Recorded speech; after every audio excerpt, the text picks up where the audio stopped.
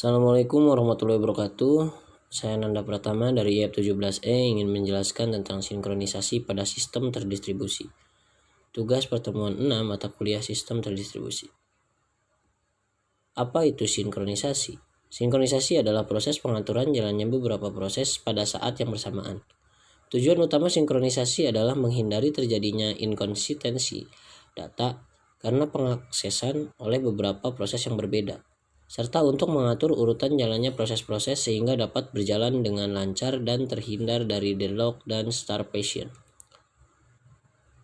Sinkronisasi dibagi menjadi dua. Yang pertama, sinkronisasi clock, di mana algoritma untuk sinkronisasi dalam sistem terdistribusi memiliki beberapa sifat diantaranya. Yang pertama, informasi yang relevan tersebar di beberapa komputer. Kedua, keputusan pembuatan proses hanya berdasarkan informasi lokal. Yang terakhir, pemakaian sumber daya berbagi, sharing resource, dan lain-lain. Selanjutnya, sinkronisasi straightforward. Di dalam sinkronisasi straightforward terdapat clock logika dan clock fisik. Clock logika, boleh dikatakan semua komputer memiliki rangkaian pencatat waktu. Walaupun penggunaan kata clock sudah meluas, kata yang lebih tepat adalah timer untuk merujuk komponen dari rangkaian tersebut. Timer ini menggunakan kristal quartz sebagai sumber frekuensinya. Walaupun frekuensi osilator pada osilator kristal biasanya stabil, tetap saja tidak mungkin menjamin bahwa semua kristal yang bekerja di berbagai komponen memiliki frekuensi yang sama persis. Selanjutnya, clock fisik. Pada beberapa sistem, waktu clock aktual menjadi penting, contohnya real-time system. Untuk sistem ini diperlukan clock fisik eksternal.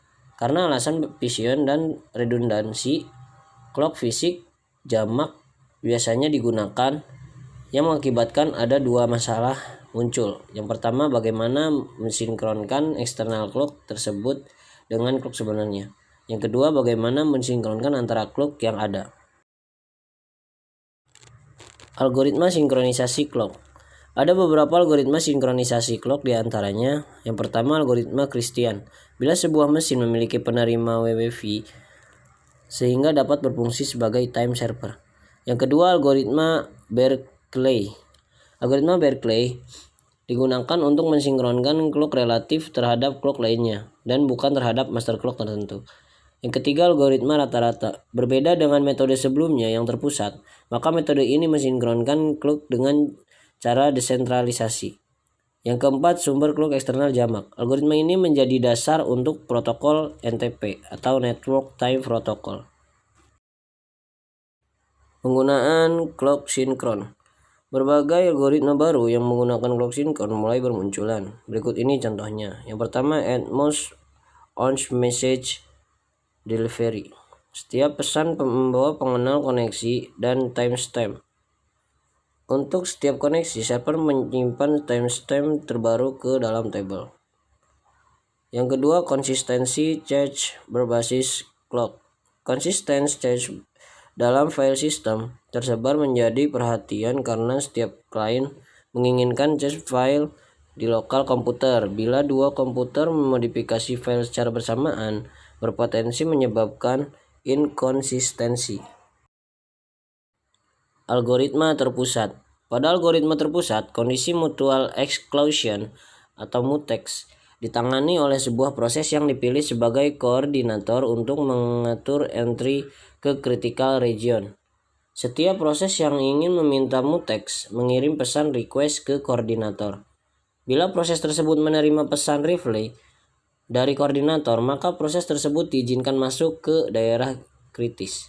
Sesudah keluar dari daerah kritis, proses mengirim pesan release ke koordinator dan melanjutkan eksekusinya. Algoritma tersebar. Kejadian kegagalan karena penyebab tunggal tidak dapat ditoleransi dalam sistem tersebar. Sehingga para peneliti mengembangkan berbagai algoritma mutual exclusion tersebar. Algoritma ini bekerja dengan membuat sebuah proses yang ingin memasuki daerah kritis. Terlebih dulu membuat pesan yang berisi nama daerah kritis yang ingin dimasuki, nomor proses, dan waktu terkininya.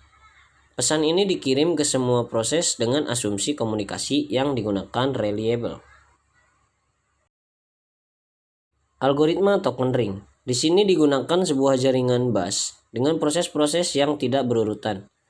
Melalui perangkat lunak, ring logika disusun dengan setiap proses ditetapkan posisinya di dalam ring seperti pada gambar B. Posisi ring dapat dialokasikan dengan menggunakan urutan nomor alamat jaringan atau dengan cara lain. Hal yang terpenting adalah setiap proses harus tahu siapa proses sesudahnya.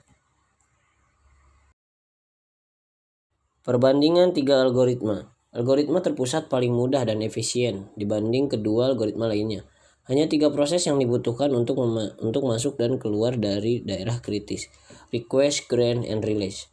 Algoritma tersebar paling sensitif terhadap kejadian crash. Algoritma pemilihan.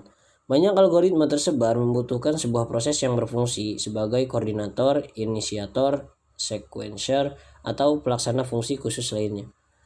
Beberapa contoh seperti koordinator pada algoritma mutual exclusion terpusat.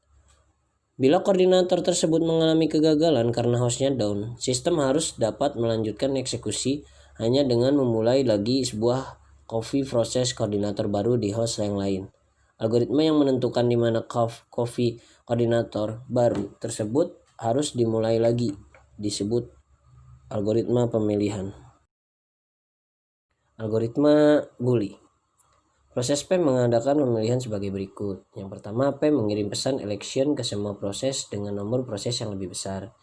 Yang kedua, bila tidak ada tanggapan, proses P memenangkan pemilihan ini dan menjadi koordinator. Yang terakhir, namun bila salah satu proses dengan nomor yang lebih tinggi menjawab, proses tersebutlah yang akan mengambil alih proses pemilihan. Pekerjaan proses P sendiri selesai di sini. Algoritma ring. Algoritma ini berbasis ring tanpa token, dengan persyaratan bahwa setiap proses harus sudah berurutan secara logika ataupun fisik. Bila sebuah proses mendapatkan koordinator yang tidak berfungsi, maka pesan election yang berisi nomor prosesnya dikirim ke proses berikut yang lebih tinggi nomornya. Sekian presentasi dari saya. Terima kasih. Assalamualaikum warahmatullahi wabarakatuh.